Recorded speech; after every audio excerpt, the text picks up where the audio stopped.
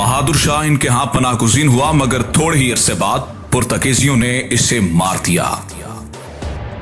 इसके बाद हुमायूं ने चंपानेर में वाक़े गुजरात के पहाड़ी किले पर हमला किया। 4 माह तक इसका मुहासरा जारी रखा। आखिर एक रात पहाड़ में मिसले दीवार के सीधा खड़ा हुआ, लोहे की मीखें गाड़ी और 300 बहादुर साथ लेकर खुद इन मीखों के सीने से चढ़कर किले में दाखिल हो गया।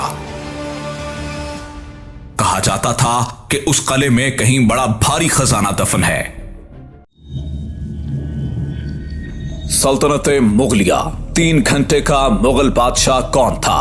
हुमायूं ने भाइयों की आंखें क्यों निकलवा दी? 1530 से 1556 शेर शाह सूरी ने हुमायूं पर हमला कर दिया था। हुमायूं घबरा कर नींद से उठा और घोड़े पर सवार होकर भागा और लड़ता फिरता दरिया के किनारे जा पहुंचा। हुमायूं शदीद जख्मी था, करीब था कि वो कमजोरी के मारे गिर पड़े और डूब जाए, मगर उस वक्त एक सक्का जो अपनी मश्क फैलाए दरिया को तैर कर अबूर करना चाहता था, उसने देखा कि उसका बादशाह इंतहाई कमजोर हो रहा था और अगर उसने हुमायूं की मदद ना की तो हुमायूं डूब जाएगा। उसने मश्क बादशाह को दे दी और इसकी मदद से हुमायूं दरिया पार पहुंच गया। हुमायूं ने इसके सिले में सक्के, जिसका नाम निजाम मोहम्मद था, इसको एक बहुत अनोखा और बहुत बड़ा इनाम दिया। निजाम मोहम्मद को क्या इनाम मिला और वो कैसे तख्ते मुगलिया पे जा बैठा, ये हम आपको आगे बताएंगे। हुमायूं यहां से बच बचाकर चंद वफादार हमराहियों को लेकर आगे की तरफ भागा। शेर शाह सूरी ने बंगाल और बिहार पर तसल्लुत कर लिया। सिपाही मुगलिया जो बंगाल में मुतय्यन थी, निकाल बाहर किया और जब देखा कि अब यहां पे अमनो अमान हो गया है तो हुमायूं के ताक़ुब में आगरे पहुंच गया। उधर हुमायूं का भाई हिंदाल, जो पहले ही शहंशाह बनकर दिल्ली में काबिज हो गया था, यहां हुकूमत कर रहा था। हुमायूं के भाई हिंदाल को बड़ी देर से समझ में आया कि जो उसने हरकत की है उसने हुमायूं और उसको दोनों को बर्बाद कर दिया था, लेकिन अब क्या हो सकता था। हिंदाल को जब समझ आई तो वो थोड़ी सी फौज लेकर माजरत के लिए हुमायूं के पास गया। उधर हुमायूं का दूसरा भाई कामरान, जिसने पहले हुमायूं की मदद ना की थी, वो भी पंजाब से आ गया और मुआफी का दरखास्त गुजार हुआ।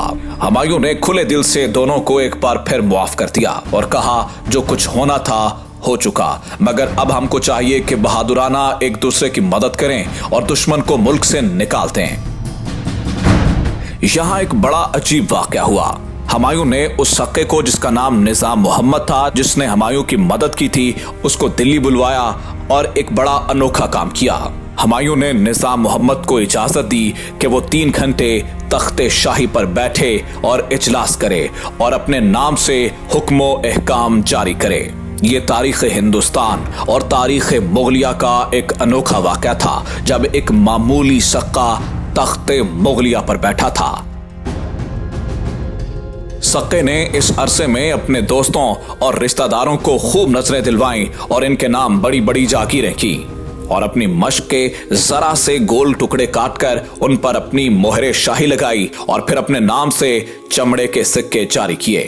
इस वाक़े पे लोगों ने देखा कि हुमायूं यकीनन बहुत वफादार था, जिसने अपने ऊपर एक छोटे से एहसान करने वाले को इतना बड़ा इनाम दे दिया था। इस वाक़े के 2 महीने के बाद कामरान, जो कि हुमायूं का दूसरा भाई था, फिर लाहौर वापस चला गया। जो सिपाही हुमायूं की मदद के लिए लाया था, इन सबको अपने साथ ही ले गया। बल्कि इसने जाते हुए एक काम यह भी किया कि हुमायूं के बाद सरदारों और सिपा सालारों को भी अपने साथ ले गया और उन्हें यह कहा कि यहाँ अब सलामती की कोई सूरत बाकी नहीं, तुम मेरे साथ पंजाब चलो, वहां तुम्हें अच्छे अच्छे ओहदे दूंगा। हुमायूं के साथ भाइयों ने एक बार फिर बेवफाई कर दी थी। इसी असना में शेर खां अपनी फौज के साथ हुमायूं के सामने एक बार फिर आ मौजूद हुआ।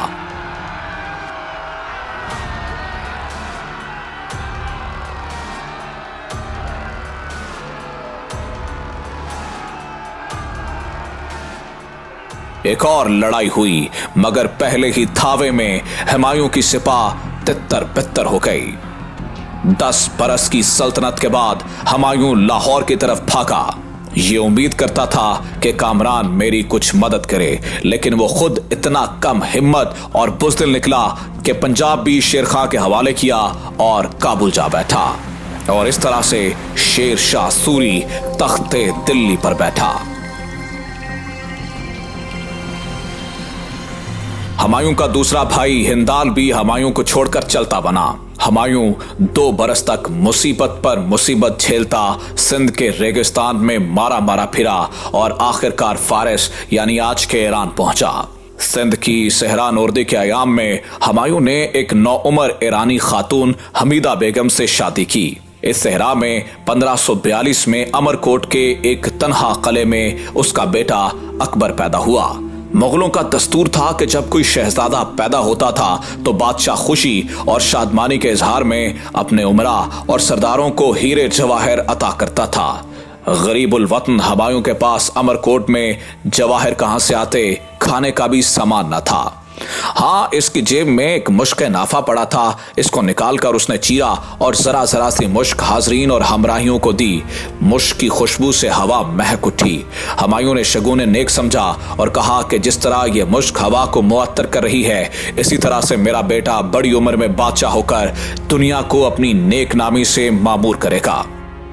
हुमायूं ने अपने बेटे का नाम अकबर रखा, क्योंकि ये उम्मीद करता था कि ये जरूर जबरदस्त बादशाह होगा। सिंध से फारस जाते हुए हुमायूं को कंधार से गुजरना पड़ा। यहां भी इसका भाई अस्करी हुक्मरान था। अस्करी बजाय इसके कि भाई की खातिर मदारत करता, उसने हुमायूं को गिरफ्तार करना चाहा। बमुश्किल घोड़े को पोया करके हुमायूं हमीदा बेगम के साथ भागा, मगर बदकिस्मती ये हुई कि अकबर, जिसकी उम्र उस वक्त 2 साल थी, चचा के हाथ आ गया और वहां पर कैद हो गया। जब हुमायूं फारिस पहुंचा तो वहां के बादशाह तहमासप ने इसकी बड़ी खातिर मदारत की। तहमासप ने कुछ अरसा हुमायूं को अपने दरबार में रखा, फिर 12,000 ईरानी इसके साथ भेजे। हुमायूं इस सिपाह को लेकर अफगानिस्तान गया और वहां से अपने बेटे अकबर को छुड़वाया। 10 बरस तक अपने भाइयों से लड़ता रहा। कई मर्तबा वो इसके पंजे में आए और हुमायूं के सरदारों ने सलाह दी कि इनको कत्ल कर देना चाहिए, मगर हुमायूं ने यह सलाह ना मानी। इसने हमेशा इनके साथ नेक सलूक किया और इनकी खताएं दरगुजर की। इस जंग के दौरान ही अकबर जब कामरान के हाथ था, हुमायूं उस वक्त काबुल का मुहासरा किए पड़ा था। जालिम चचा ने अपने नन्हे से भतीजे को तीरों की बौछार में काबुल की फसील पर रख दिया, मगर खुदा का शुक्र है कि इसे कोई तीर न लगा। हुमायूं ने देखा कि जब तक कामरान को कमजोर ना किया जाए वो अकबर को मार डालेगा।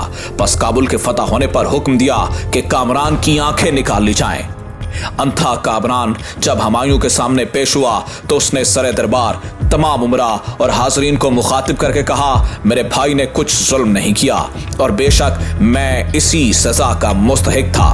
हिंदाल लड़ाई में काम ना आया, हुमायूं ने इसको भी अपने हाथ से नहीं मारा। उधर दूसरी जानिब दिल्ली में शेर खां भी मर चुका था। इसके बाद इसके खानदान के 3 बादशाह तख्त पर बैठे थे। इनमें से आखिरी बादशाह सल्तनत की काबिलियत ना रखता था। हुमायूं एक फौज लेकर दिल्ली पहुंचा। इस दफा इसके साथ बहादुर और जफाकश सिपाही थे।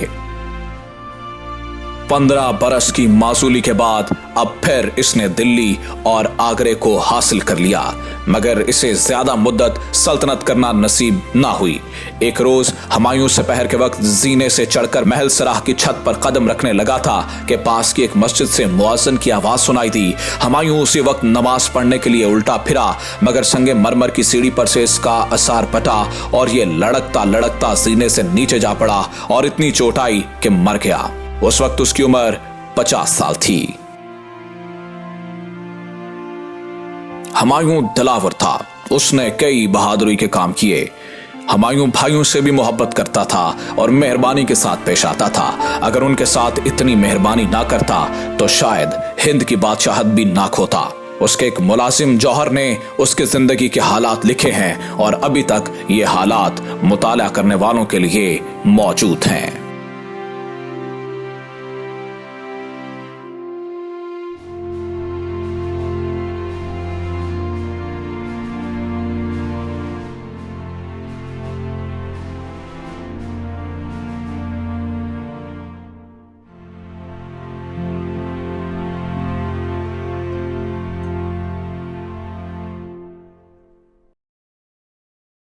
To subscribe, like and share, just click on bell button for more videos.